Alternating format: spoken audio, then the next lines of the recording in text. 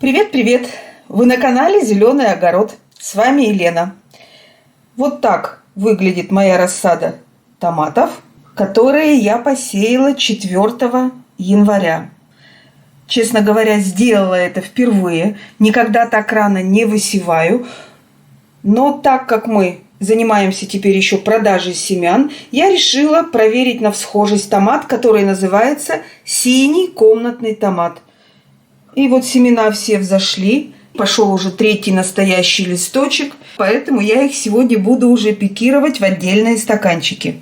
Если вы тоже хотите получить ранний урожай, то уже можно приступать к посеву таких сортов. Сорта должны быть раннеспелые. Им должно быть примерно 80-100 дней. Также можно высаживать некоторые гномы, которые не выше 40 сантиметров. Но нужно учитывать, что всю рассаду нужно будет досвечивать не меньше 16 часов в день, чтобы она у вас была крепкая, не вытянутая. Нужно будет сделать несколько пикировок. Нужно будет обязательно добавлять грунт, так как питания, конечно, в таких горшочках очень мало. Для растения это просто не хватает, даже если здесь будет одно растение. Поэтому я, конечно, буду делать несколько пикировок. Кто зашел впервые на наш канал, хочу сказать, что мы проживаем в Пермском крае, город Пермь. Это Урал. Для посева я подготовила очень рыхлый питательный грунт. Он еще влажный. Видите, когда его сжимаешь, держится земля вот в таком комочке. Но при этом он вот так легко рассыпается. Каждый сорт я сею в отдельный стаканчик. Эти стаканчики у меня по 500 мл. Насыпаю чуть больше половины стакана. Не забудьте в стаканчике сделать дренажные отверстия. Если вы вдруг перелили растение, вот из этих дренажных отверстий выйдет вся влага. Делайте их побольше. Если сделаете просто маленькие прорези, они бывают просто, заиливаются вот этим грунтом, и вода не может отходить. Поэтому отверстия должны быть довольно крупные. Сейчас я буду проливать грунт. В воду я добавила Привикур Energy.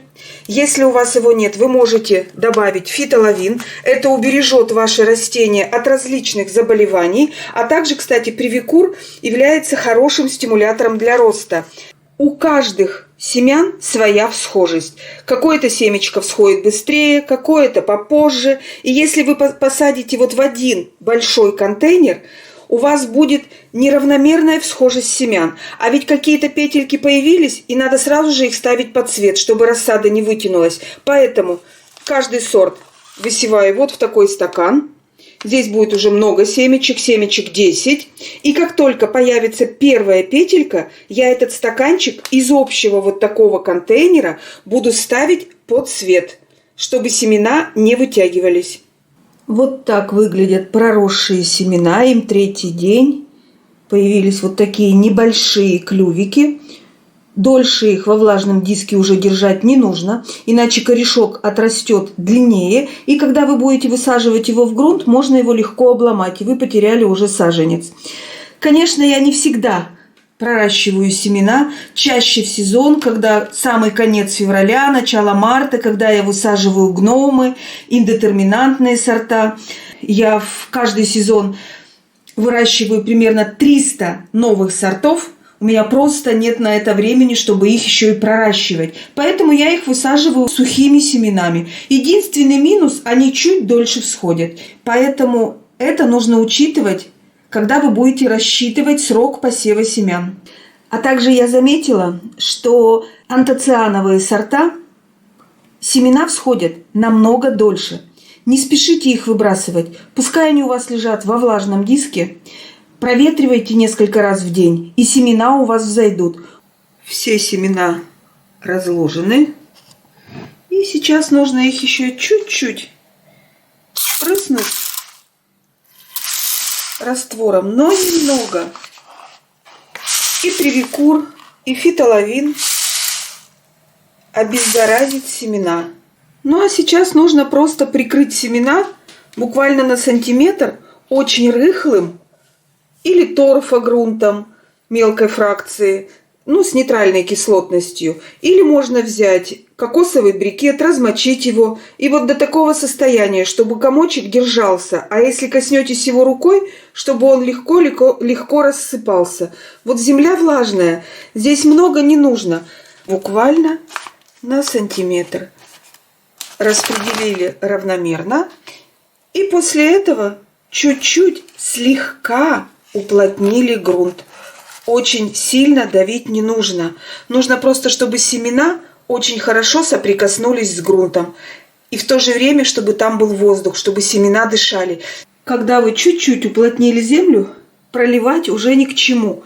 Здесь уже достаточно влаги, и этого будет вполне хватать для хорошего прорастания семени. Не забудьте подписать, где у вас какой сидит сорт, если это для вас важно. Ну а после этого просто прикрываем все пищевой пленкой, чтобы создать хороший парниковый эффект. После того, как вы произвели посев, нужно поставить семена в теплое место, где будет температура 21-23, но не выше 24. Можно пока выращивать рассаду без подсветки.